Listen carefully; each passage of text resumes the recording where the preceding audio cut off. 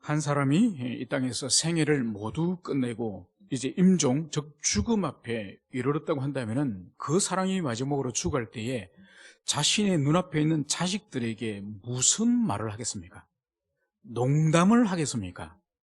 아니면 가벼운 장난 어린 그런 말 하겠습니까? 그렇지 않겠죠.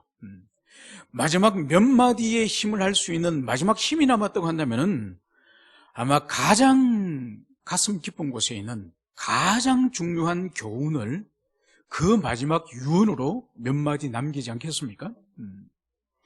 우리가 지금 이번 주 그리고 다음 주 초까지 읽고 묵상해야 될 이 베드로 전서, 이 말씀이 바로 이제 곧 로마 제국 전역에 지금 닥칠 대박해, 네로의 대박해를 지금 앞두고 있고, 이 박해를 통해서 베드로 자신도 이제는 순교를 당하는, 자신도 이제는 죽음에 임하는 그런 자세로서 자신이 남겨진 유일한 이 서신 베드로 전후서, 이 말씀에 베드로는 무엇을 기록을 했을까요?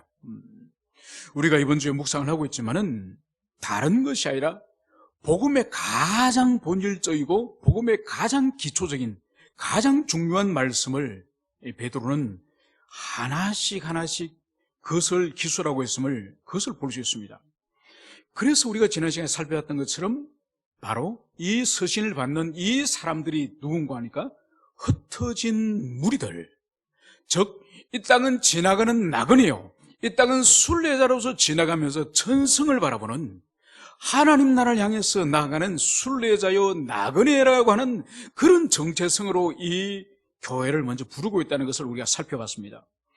그러면서 이 베드로가 바로 너희들이 거듭난 것은, 그 거듭남의 근거는, 원동력은 바로 그리스도 예수의 죽으심과 부활의 근거에서 너희들이 거듭났다, 이 말씀을 베드로가 한 거죠.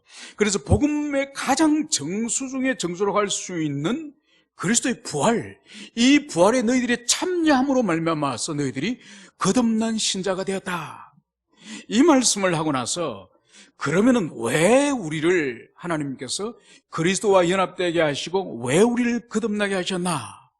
그것이 바로 거듭나게 하신 목적이 우리를 거룩해 하기 위하여서 우리를 거듭나게 하셨다. 바로 하나님 당신께서 거룩한 분이 있으므로 내가 거룩하니 너희들도 거룩하라. 그래서 주님께서는 우리를 중생케 하신 궁극적인 목적이 아버지의 성품을 담고 아버지를 닮아가는 거룩한 존재로 우리를 부르셨다, 이 말씀을 우리가 어제까지 우리가 묵상을 했습니다. 그리고 어제의 마지막 부분에 있어서 오늘 우리가 22절부터 우리가 살펴보면은 이제 우리가 거듭나는 이 도대체 어떤 수단으로, 어떤 방식으로 우리를 거듭나게 하실 것인가, 우리를 그렇게 하실 것인가, 이것이 오늘 22절의 말씀이죠. 너희가 진리를 순종함으로 너희 영혼을 깨끗하게 하여 거짓이 없이 형제를 사랑하기에 이르렀으니 마음으로 뜨겁게 서로 사랑하라. 오늘 우리의 영혼, 너희 영혼이 깨끗게 되는 이 원리가 뭐냐? 바로 너희가 진리를 순종함으로써 우리 죽었던 영혼이 살아나고 우리가 중생자가 되고, 그래서 우리에게 있던 모든 죄를 씻겨주시는 주님의 그 징의의 사역, 이 중생의 사역, 이 사역의 본질은 바로 복음 진리를 우리가 영접하고 복음 진리에 우리가 순종함으로 말미암아서 우리가 의롭게 되었다, 이 말씀을 이렇게 사고 있는 거죠. 그래서 무엇보다도 이것은 이전에 유대교에 있어서 어떤 헌신을 하거나 수고를 하거나 고행을 하거나 어떤 큰 주님 앞에 사역을 감당하거나 이런 것으로서 우리가 의롭게 되는 것이 아니라 바로 복음 진리에 순종함으로, 누군가 전가하는 복음 전파를, 그것을 우리가 깨닫고 그 복음과 그리스도 예수를 우리가 순종하고 영접함으로 말미암아서 우리가 깨끗게 되었다, 이 원리를 오늘 베드로가 말씀을 하고 있는 거죠. 그러니까 지금 고난과 큰 박해를 앞두고 있는 이들에게 구원을 얻고 중생케 되는 가장 기본적이고 본질적인 원리를 하나씩 다시 오늘 베드로가 그것을 오늘 전가하고 있음을 여기서 볼 수 있습니다. 그러면서 이제 너희들의 영혼이 정결케 되었고 이제 중생게 되었고 구원을 받게 되었다고 한다면 너희들이 이제 할 일이 뭐냐? 그것이 바로 거짓이 없이 형제를 사랑하기에 이르렀으니 마음으로 뜨겁게 서로 사랑하라. 이제 너희들이 중생자가 되었고 회심자가 되었으면은 너희들이 이제 공동체 지체와 가족과 이 세상을 향해서 해야 될 최고의 중요한 일은 바로 거짓이 없이 형제를 사랑하라는 거예요. 그것도 어떻게 사랑하느냐? 뜨겁게 사랑하라는 거예요. 뜨겁게. 여러분, 이 말씀을 우리가 이해하기 위해서는 먼저 17절을 먼저 우리가 봐야 됩니다. 이제 그렇게 된 너희들이 먼저 하나님 아버지 앞에 먼저 가져야 될 태도가 있는데, 그것이 바로 나그네 된 너희들이 해야 될 일이 바로 뭔가 하니까 하나님 앞에 두려움으로 지내라. 여러분, 중생케 되었고 그렇게 된 하나님의 자녀들, 하나님의 백성들이 가져야 될 이 두 원리, 바로 하나님 앞에서는 두렵고 떨림으로 살고, 또 지체와 이웃들과 교우들과 이 세상의 사람들 앞에서는 사랑하되 뜨겁게 사랑하는 이 원리를 지금 베드로가 오늘 말씀을 하고 있는 거죠. 여러분, 베드로가 오늘 여기서 말씀하고 있는 것은 구약의 여호와 하나님께서 이스라엘 백성들에게 주신 십계명의 원리에서도 그대로 이것은 확인할 수 있고, 예수님께서 최고되는 계명이 도대체 무엇입니까? 이렇게 서기관이 물어봤을 때 우리 주님께서 제일 되는 계명을 가르치셨죠, 그죠? 거기서 동일하게 마음과 뜻과 성품을 다하여 너희 하나님을 사랑하라. 둘째도 이와 같으니 내 이웃을 내 몸같이 사랑하라. 이 말씀을 예수님이 하지 않으셨습니까? 오늘 베드로가 가르치는 것도 첫 번째로는 하나님을 두려워할 것이고, 둘째는 형제를 사랑하고 그것도 뜨겁게 사랑할 것이다. 이것은 구약의 여호와의 가르치심이나 또 우리 주님의 제일 되는 가르침에 있어서나 동일한 원리를 오늘 베드로가 여기서 말씀하고 있음을 보여줍니다. 그래서 형제를 사랑하되 뜨겁게 사랑하라, 이 말씀을 여기서 하는 거예요. 여러분, 그러니까 회심자, 중생자의 가장 본질적인 특징 중에 하나가 바로 뭔가 하니까 형제를 사랑한다는 거예요. 교우를 사랑할 뿐만 아니라 과거에는 나와 아무런 어떤 혈연관계도 없고 지연관계도 없고 아무런 이해관계도 없는 사람으로서 나와는 상관없다고 생각했는데, 이제는 내가 회심하고 중생을 하고 보니까 인간 자체가 존귀한 존재이고 한 명 한 명이 귀하고 소중하고, 그리고 더 나아가서 그리스도 안에 있는 자는 그 사람이 한 교회에 있든지 다른 지역교회에 있든지, 심지어 얼굴이 색이 다르고 피부가 다르다 할지라도, 그리스도 안에 있는 사람이 외국인을 할지라도 그 사람이 한 예수 안에, 한 성령 안에 있다고 하는 그 소식만 들어도 그 사람이 반갑고 존귀하게 여겨지는 이유가 바로 오늘 이 말씀이에요.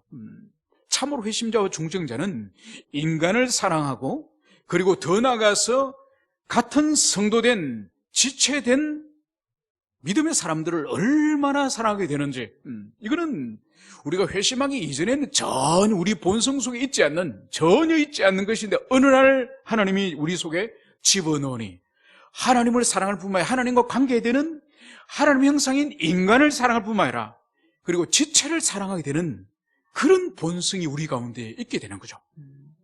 여러분, 그래서 중생자와 중생자가 아닌, 회심자와 회심자가 아닌 가장 큰 특징 중에 하나가 이웃과 지체를 우리가 조건 없이 사랑할 수 있는가? 여러분, 이것이 가장 큰 시금석 중에 하나예요. 여러분, 그렇기 때문에 실천론적으로 우리들에게 있어서 사람을 함부로 대하는 그런 신자들이 간혹 있지 않습니까? 여러분, 절대로 그것은 참다운 신앙이 아니에요. 절대로 우리는 하나님의 형상성을 가진 존재이기 때문에 이 존재 자체가 무한한 가치를 가지고 있는 거죠. 그 사람은 실제적으로 아무런 생산 능력이 없고 아무런 힘이 없고 지위가 없는 중환자실의 식물 인간이라 할지라도 그 사람은 여전히 하나님의 형상을 가진 무한한 가치가 있는 사람이에요. 그 사람이 설령 이 땅에서 기업의 CEO거나 아니면 국회의원이나 정치이거나, 여러분, 그렇다 할지라도 식물인간보다 더 탁월하게 가치가 있는 게 아니에요. 왜냐하면 모두가 무한한 가치를 가지고 있기 때문에 대등한 가치를 가지고 있는 거예요. 그렇기 때문에 교회에서는 어떤 사람이 사회적으로 유명하거나 어떤 능력이 있다고 해서 그 사람을 아주 높이 대하고, 사회적으로 헌금을 못한다든지 아니면 가지고 있는 능력이 없다든지 별 볼 일 없다든지 무시하면 안 되는 거예요. 왜냐하면 세상에서는 그렇게 사람을 대한다 할지라도 그리스도 안에서는 모든 자들이 무한한 가치를 가지고 있기 때문에 모두 다 존귀하게 그렇게 여겨야 되는 거죠. 여러분, 그렇기 때문에 오늘날 이 세상 시대 가운데 우리가 절대로 타협할 수 없는 사상이 바로 뭔가 하니까, 인간의 존엄성, 인간의 가치, 인간의 자유, 사람의 존재와 이 존엄성을 억압하고 그것을 부정하는 것은 절대로 그것은 성경으로부터, 하나님으로부터 지지받을 수 있는 그런 가치가 아니에요. 여러분, 그렇기 때문에 오늘도 보십시오. 지금 이번 주도 보세요. 계속 지금 차별금지법이 지금 국회에서 지금 10명이 발의해가지고 지금 앞으로 어떻게 될지 모르지 않습니까? 여러분, 그래서 거기에는 차별금지하는 합리적인 그런 규정도 있습니다. 전혀 차별금지법 자체가 완전히 악법이라 그렇게 말할 수 없습니다. 문제는 그 안에 있는 독소조항의 문제예요. 그리고 법이 만약 입법으로 한번 통과되면은 법을 하나를 만들기가 힘들어서 그렇지, 만들고 나면은 국민들도 모르게 이리저리 개정을 합니다. 그러니까 한번 통과시키면 그 후로는 그것을 폐지시키기가 힘듭니다. 그렇기 때문에 그 독소조항이 포함되어 있는 이런 것을 교회와 그리스도인들은 잘 분별해야 되는 거예요. 하나님의 창조 질서와 하나님의 진리를 부정하는 엄청나게 많은 독소조항이 그 속에 있기 때문에 세상 사람들은 동성애 하든 말든 저거 좋아서 하는 거 그냥 내버려두라 이렇게 말하지만은 우리는 그런 문제가 아니에요. 그건 하나님께서 분명히 성경 계시를 통해서 그것은 죄고 그것은 받아들일 수가 없고, 만약 그 공동체 안에서 그런 동성애를 하는 사람이 있는 것을 그 공동체가 방치를 하면은, 여러분, 모세 오경에 의할 경우에는 우상 숭배자나 그런 끔찍한 하나님이 금지하고 있는 그런 죄를 만약 어느 공동체가 알고 있으면서도 그런 사람들을 방치를 하면은 어떻게 처벌하는지 아십니까? 그 죄를 범하는 사람은 당연히 죽이고 방임한 그 공동체 전체를 죽여버리도록 합니다. 진멸해버리도록 합니다. 여러분, 오늘날 그대로 우리는 적용을 할 수 없습니다. 여러분, 오늘날 동성애자가 있다고 해서 그 사람을 죽이면 되나? 안 됩니다. 살인죄예요. 그것은 그 사람이 하나님 앞에 형벌을 받고 엄격한 그런 죄를 하나님께서 다루실 거죠. 여러분, 전 세계에서 우리나라는 동성애를 처벌하지 않는 나라예요. 그리고 가장 동성애에 있어서 자유로운 나라가 우리나라입니다. 이 정도로 자유로운 그런 나라예요. 문제는 이것을 합법화시켜버리고 이것을 언급도 하지 못하도록 하고 이것이 옳지 않다고 말하는 것조차도 감옥으로 집어넣는다고 한다면은 이거는 미국이나 유럽이 무너진 것처럼 우리도 그대로 복음과 진리가 무너져 버리는 거죠. 그래서 우리가 끝까지 교회는 사람의 호불호나 성적 취향의 문제가 아니라 진리 문제이기 때문에, 진리 문제이기 하나님의 뜻이기 때문에 우리가 그것을 경험칙을 뛰어넘는 그런 하나님의 뜻을 따르는 것이죠. 오늘 베드로는 그러면서 이제 어떻게 너희들이 거듭나느냐, 바로 거듭난 중생의 수단을 오늘 23절에서 말씀하고 있으니, 너희가 거듭난 것은 썩어질 씨로 된 것이 아니요 썩지 아니할 씨로 된 것이니 살아있고 항상 있는 하나님의 말씀으로 되었느니라. 여러분, 이 땅에서 우리가 중생하고 이제 새로운 피조물이 되고 하나님을 만나고 하나님의 은총을 경험하는 이 거듭남의 이 수단, 이 방법, 하나님이 무엇을 사용하신다고요? 바로 썩어질 씨앗이 아닌 썩지 않을 씨앗으로 우리를 거듭나게 하시니, 그것이 바로 살아있고 항상 있는 하나님의 이 말씀을 통하여서 우리를 중생케 하심을, 그것을 말씀하고 있습니다. 그러면서 오늘 베드로는 구약성경 이사야서 40장의 말씀을 오늘 24절과 오늘 25절에서 인용을 하고 있습니다. 그것이 바로 모든 육체는 풀과 같고 그 모든 영광은 풀의 꽃과 같으니 풀은 마르고 꽃은 떨어지되 오직 주의 말씀은 세세토록 있도다. 여러분, 이 말씀은 어떤 말씀인가 하니까 이 이사야서 40장 말씀, 우리가 이제 다음 주부터 이사야서 묵상을 하지 않습니까? 이사야서 39장까지는 이스라엘 백성과 주변 열방들에 대한 형벌과 심판에 관한 말씀이에요. 이게 39장까지라고 한다면은 40장부터는 이제는 하나님의 위로하심과 이제 앞으로 하나님 베풀어 주실 해방과 은혜에 대한 말씀을 하시거든요. 바로 그 문맥에서 이 40장 이 말씀이 있는 거죠.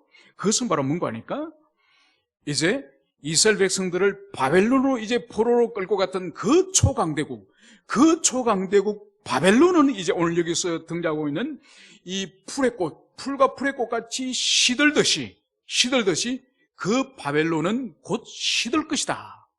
하나님의 심판과 형벌을 받아서 마른 풀이 말라버리는 것처럼 시들 것이다. 그 말씀을 하면서 그러나 이스라엘 백성은 반드시 하나님의 인도하심을 통해서 포로로부터 다시 해방과 노임을 받고 돌아올 것이다. 이 말씀을 이사야 40장에서 하고 있죠. 그래서 여기서 바로 이 바벨론이 풀처럼 마르는 것처럼 그러나 하나님의 말씀은 반드시 70년 후에 그 말씀이 성취될 것이다. 이 말씀을 이사야에서 하고 있는 것처럼 바로 불변하는 이 진리가 영혼을 중생케 하고 영혼을 거듭나게 하신다. 이 말씀을 오늘 여기서 하고 있는 거죠. 그래서 바로 이 말씀이 오늘 25절의 말미에 있는 너희에게 전한 복음이 곧 이 말씀이니라.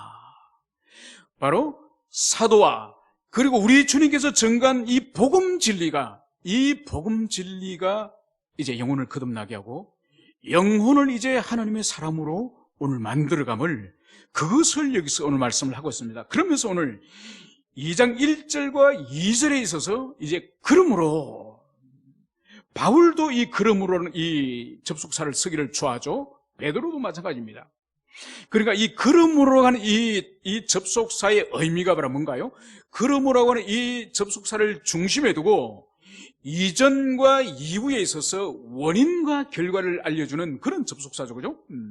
그러니까 오늘 2장 1, 2절 이후에 있는 이 하나님의 이 말씀의 이 결과는 바로 그 앞부분, 그러므로 하는 앞부분에 있는 것을 원인으로 삼아서 이제 결과가 주어짐을 그것을 오늘 여기서 말씀을 하고 있습니다. 오늘 앞부분에 있는 말씀이 바로 뭐죠? 너희들은 바로 천성을 향해서 가는 바로 지상을 나그네처럼 순례자처럼 걸어가는 그런 인생이고, 그리고 너희들은 중생자인데 그 중생의 목적은 하나님을 닮은 거룩한 삶을 살도록 하기 위한 것이 바로 중생자의 목적이다. 그런데 그 중생은 무엇으로 이루어지느냐? 바로 항상 있는 쓰러지지 않는 씨앗인 하나님의 복음 말씀으로 너희들이 이제 거듭나게 되는 것이다. 이 말씀을 이제 하였다고 한다면은 이제 너희들이 이제 그러므로 이제 모든 악독과 모든 이제 기만과 외식과 시기와 모든 비방하는 말을 버리고 갓난 아기와 같이 순전하고 신령한 젖을 사모하라. 이는 그로 말미암아 너희로 구원에 이르도록 자라게 하려 함이라. 여러분, 중생자가 되었고 거룩한 자가 되었다고 해서 이 땅에서 신자가 이제 모든 일이 끝났습니까? 아니에요. 오늘 1절과 2절에서 바로 어떻게 그리스도 안에 있는 자들이 어떻게 해야 된다고요? 너희로 구원에 이르도록 자라게 하려 함이라. 비록 너희들이 중생하였고 거룩한 자가 됐다 할지라도 계속적으로 너희들이 구원에 이르도록 자라야 된다. 성장해야 된다. 이것을 말씀을 하고 있는 거죠. 여러분, 이 세상에 태어나긴 태어났는데 성장하지 않고 자라지 않는 사람들이 있지 않습니까? 여러분, 실제로 육체적으로도 자라지 않는 그런 아이들이 있지 않습니까? 6살, 7살 되었는데도 자라지 않는 그런 아이들이 있습니다. 그래서 몸은 자라지 않고 손과 발은 그대로 난민처럼 그렇게 뼈만 남아있는 그런 몸인데 머리가 아주 크게 그런 사람 혹시 봤습니까? 저는 저희 친척 가운데에 친척 형님이 초등학교 한 2, 3학년 다니다가 어느 날 걷지를 못하고 넘어진 거예요. 쓰러진 거예요. 그때부터 한 발자국도 걷지를 못하고 아마 오늘날로 볼 때는 아마 루게릭 같습니다. 루게릭 같은데 그때부터 이 형이 한 몇 년 정도를 생존했냐? 한 25살? 그리고 한 10살, 초등학교 한 1, 2학년 때 이제 눕게 되어서 한 2, 3년을, 한 15년 가까이를 그 형이 누워 있었어요. 그래서 그 형한테 제가 큰 집에 가면은, 근데 키는 못 자라니까, 이 팔과 다리가 다 뼈가 이제 다 굳어져 버려가지고 팔다리 펴질 못 합니다. 밥을 먹여줘야 되고, 그래서 뼈밖에 없습니다. 그런데 머리는 이렇게 커요. 머리가 얼마나 큰지 모릅니다. 여러분, 그런 사람은 장애인이 아닙니까? 그래서 자라야 될 육체가 성장하지 못하고 자라지 못하고 있는, 여러분, 그래서 얼마나 가족들에게, 얼마나 형제들에게 얼마나 그 불행한 고통인지 모릅니다. 집안에서 무슨 경사진 일이 있다고 하면은 그 형님을 푸대에 사가지고 다른 집에 가둬놓는 거예요. 친척들 오고 손님들 오면은 그 장애인이 드러누워 것을 보기가 부끄러워서 그 형을 보따리를 사가지고 다른 집에 갖다 두는 거예요. 그 행사가 끝나기 전까지. 이것이 육체가 성장하지 않는, 육체가 자라지 않는 불행으로 한다면은, 여러분, 어떤 사람은 보세요. 인격이 자라지 않아요. 여러분, 나이가 40이 50이 됐는데도 너무나도 유치하고 너무나도 자기의 감정에만 충실하고 상대방을 배려하지 않는 아주 유치한 인격을 가지고 있는, 인격이 자라지 않는 사람이었습니다. 여러분, 그래서 자신의 아내나 자신의 자녀들에게 얼마나 고통을 주는지 몰라요. 여러분, 이것도 자라지 않는, 성숙하지 않는 거죠. 여러분, 신앙적으로도 마찬가지예요. 신앙생활 오래 했는데, 그래서 교회에서 오래 신앙생활을 했다고 직분도 집사도 주고 권사도 주고 장로도 됐는데 신앙 인격은 성장하지 않아서, 그래서 다니는 곳마다 자기 자랑하고 자기 과거에 은혜 받은 거 자랑하고 자기 헌신한 거 자랑하고 자기 잘난 거 자랑하고, 그래서 사람들에게 시험만 끼치는 그런 사람, 영적으로 자라지 않은 거죠. 여러분, 오늘 보십시오. 베드로는 분명히 너희들이 거듭나고 거룩하였다 할지라도 그것이 끝난 것이 아니라 바로 너희들이 두 가지를 해야 되는데, 한 가지는 버리는 것이다. 너희들이 먼저 버리는 것을 하고, 두 번째로는 너희들이 사모하는 마음을 가져야 된다. 이 말씀을 여기서 하는 거죠. 여러분, 그래서 여기서 먼저 버려야 되는 것이 바로 뭐죠? 모든 악독, 그리고 모든 기만, 외식과 시기와 모든 비방하는 말을 버리고, 먼저 오늘 베드로는 먼저 버릴 것을, 영적으로 성장하고 영적으로 자라기 위해서는 버릴 것을, 그것을 말하는 거예요. 여러분, 여기서 모든 악독이라는 이 악독의 의미가 바로 뭔가 하니까 타인을, 이웃을, 지체를, 타인을 해코지하려고 하는, 해코지하려고 하는 적대감을 말하는 거예요. 적대감. 그러니까 이 마음의 동기를 말하는 거죠. 동기. 이 마음에 있는 뿌리. 그래서 다른 이웃과 지체를 사랑하고 품으려고 하는 그런 마음이 아니라 적대감, 해코지하려고 하는 그런 마음을 말하는 거예요. 여러분 보십시오. 오늘 베드로는 분명히 오늘 교회를 향해서 오늘 말씀을 오늘 주신 거지 않습니까? 교회임에도 불구하고 분명히 이들이 중생하였고 거룩한 자라고 분명히 말씀했음에도 불구하고 너희들 마음에 여전히 악독이 있다. 그러므로 이 악독은 너희들이 버려야 될 대상이다. 이 말씀을 여기서 하는 거죠. 그리고 기만이 뭐죠? 속이는 걸 말하죠. 속이는 거. 여러분, 속이는 거. 여러분, 사단을 부르는 호칭이 여러 가지가 있습니다. 옛뱀, 용, 그죠? 그리고 거짓말장이, 거짓의 아비, 또 하나가 뭔가 속이는 자, 속이자. 여러분, 사단을 속이는 자 부르는데, 오늘 베드로는 오늘 교회된 이 수신자를 향해서도 오늘 속이는 것을 버려라. 여러분, 여전히 사단이 속이는 자이지만은 그리스도 안에 있는 자들도 여전히 속이는 그 죄성을 가지고 있음을, 그 성을 보여주는 거예요. 나는 절대로 속이지 않는다. 내 마음에는 절대로 악독이 없다. 이렇게 말할 수 없다는 거예요. 그리고 오늘 외식. 여러분, 외식이 뭔가요?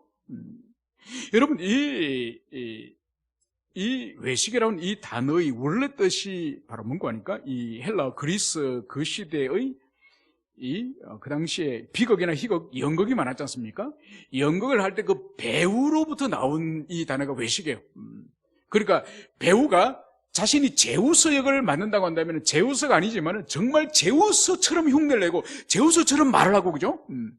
그러니까 자기의 존재는 제우스가 아니지만 하는 짓은 제우스처럼 하듯이 바로 뭔가 하니까 자신의 존재와 하는 짓이 다른, 이게 외식이에요. 그리고 극과 속이 다른. 그러니까 그리스도 안에 있는 자들도 극과 속이 다른 삶을 살 수 있기 때문에 오늘 성령님과 오늘 베드로는 너희들의 외식을 버려라, 이 말씀을 여기서 하는 거죠. 그리고 시기와 모든 비방한 말을 버리고, 여러분, 시기가 뭔가요? 다른 사람이 잘 되는 것을 배합하는, 그것을 방해하는, 지체가 잘 되는 것을 방해하는 것이 시기죠. 시기 질투죠. 그것이 교회 안에 있다는 거예요. 우리 믿는 성도들, 하나님의 자녀들 안에서도 여전히 시기하는 마음을 가지고 없다고 할 수 없다는 거예요. 그리고 모든 비방하는 그 말, 여전히 입으로 혀로서 우리는 죄를 짓는, 여전히 입과 혀가 온전치 못하는 그런 존재라는 것을 여기서 말씀을 하고 있는 거예요. 여러분, 여기서 1절에서 오늘 베드로는 여러 가지 예시를 들고 있지만 이 본질이 뭘까요? 이 본질은 다른 것이 아니에요. 우리의 옛자예요, 옛자. 우리가 그리스도를 만나기 전에, 중생케 되기 전에, 우리가 그리스도 안에서 거룩해 되기 전에 가지고 있던 그 옛자를 버려라. 끊임없이 그것을 버리며 싸울 그것을 말씀하시는 거죠. 여러분, 그래서 우리에게 있어서 끊임없이 우리 자신에게 남아있는 옛자, 어떤 것은 왕성이 있을 테고 어떤 것은 많이 싸워서 상당히 우리에게 희석된, 상당히 많이 빠져나간 그런 부분도 있을 거예요. 그래서 우리 인생의 평생에 우리가 가지고 싸워야 될 것이, 먼저 여기서 버리라고 하는, 버려야 될 것이 무엇인지를 끊임없이 성찰하는 거예요. 내가 입과 혀로서 죄를 많이 짓는지, 아니면 탐심으로서 죄를 짓는지, 지체에 대한 시기 질투로서 죄를 짓는지, 이간질을 하는지, 여러분, 우리 자신은 하나님 다음으로 우리 자신에 대해서 우리 자신이 잘 알아요. 그래서 버려야 될 것이 무엇인지를 죽는 그 순간까지 끊임없이 성찰하며 그것을 발견하며 그것들과 피 흘리기까지 싸워야 되는 거예요. 그리고 두 번째는 뭐냐? 두 번째는 여러 가지가 아니에요. 우리가 어떻게 영적으로 성장하고 영적으로 자랄 것인가? 단 한 가지를 말씀하고 있으니 그것이 바로 뭐라고요? 갓난 아기들 같이 순전하고 신령한 젖을 삼아라. 이는 그로 말미암아 너희로 구원에 이르도록 자라게 하려 함이라. 여러분, 구원에 이르도록 자라게 하는 이 한 가지 유일한 양식, 그것이 바로 뭐죠? 바로 순전하고 신령한 젖이라는 거예요. 여러분, 신령하고 순전한 이 젖, 이것을 누구처럼 삼아라고요? 바로 갓난아기같이. 여러분, 오늘 순전하고 신령한 이 젖을 너희들 자신처럼 삼아라. 다 자란 어른들처럼 삼아라. 다 큰 아이처럼 삼아라. 여러분, 그러면은 사모하지 않죠, 그죠? 다 자란 어른이나 다 큰 아이들이 어린아이 젖을 어떻게 사모합니까? 오늘 여기서 분명히 사모할 주체가 바로 뭔가 하니까 갓난아기예요, 갓난아기. 여러분, 갓난아기는 밥을 먹을 수도 없고 죽을 먹을 수도 없고 고기를 먹을 수도 없고 과일을 먹을 수도 없고, 오직 배가 고프면은 어머니 젖을 찾고, 배가 부르면 잠을 자고 또 배설을 하고, 삶이 아주 단순해요. 먹고 마시고 잠들고 배설하고. 그래서 이 젖을 주지 않으면은 이 아이는 잠을 잘 수가 없습니다. 밤새도록 아마 울면서 떼를 서면서 졸라댈 거예요. 그래서 여기서 베드로가 순전하고 신령한 젖을 갓난아이 같이, 다른 것을 아무 양식이 없이 오직 젖만 먹는 이 갓난아이가 젖을 삼하듯이 진리 말씀을 삼아라. 이것이 너희들을 구원에 이르게 하고 이제 영적으로 자라게 한다. 이 말씀을 여기서 하는 거예요. 여러분, 만약 어린아이가 있는데 이 아이가 젖을 안 먹는 거예요.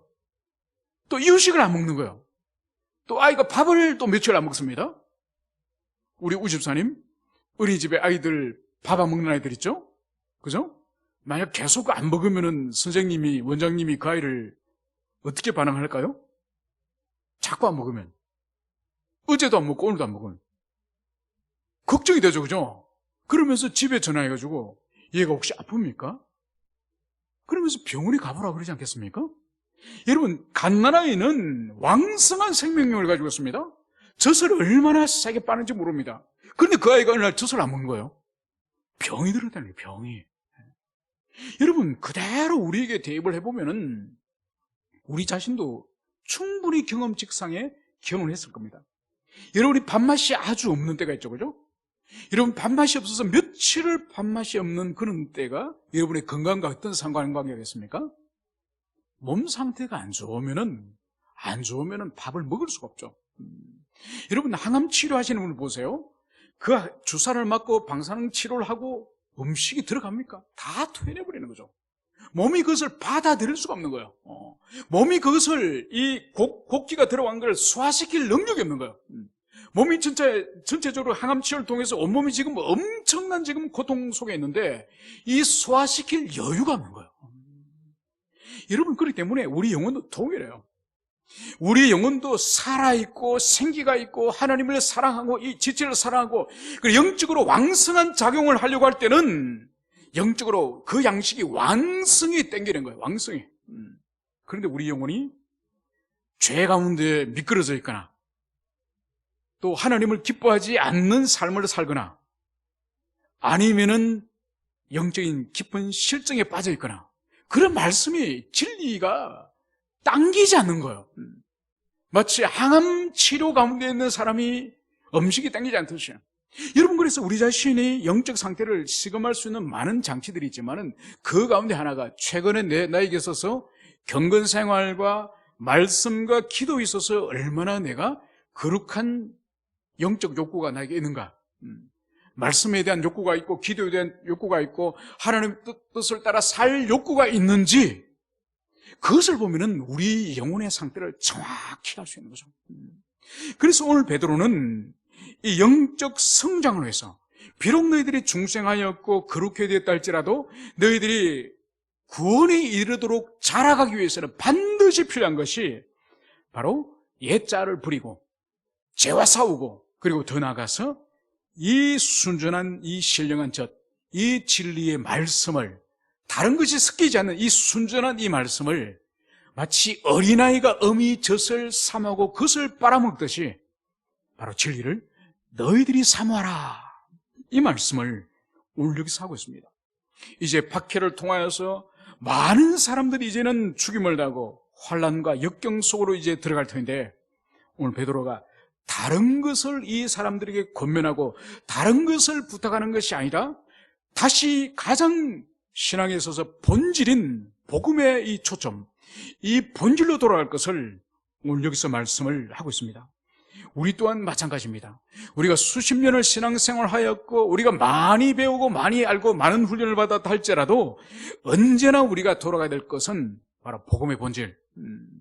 복음의 본질로 돌아갈 때에 나머지 모든 것을 주님께서 함께 하심으로 능히 이길 수 있을 것을 여러분들이 굳게 믿으시기를 축원합니다. 함께 기도하시겠습니다.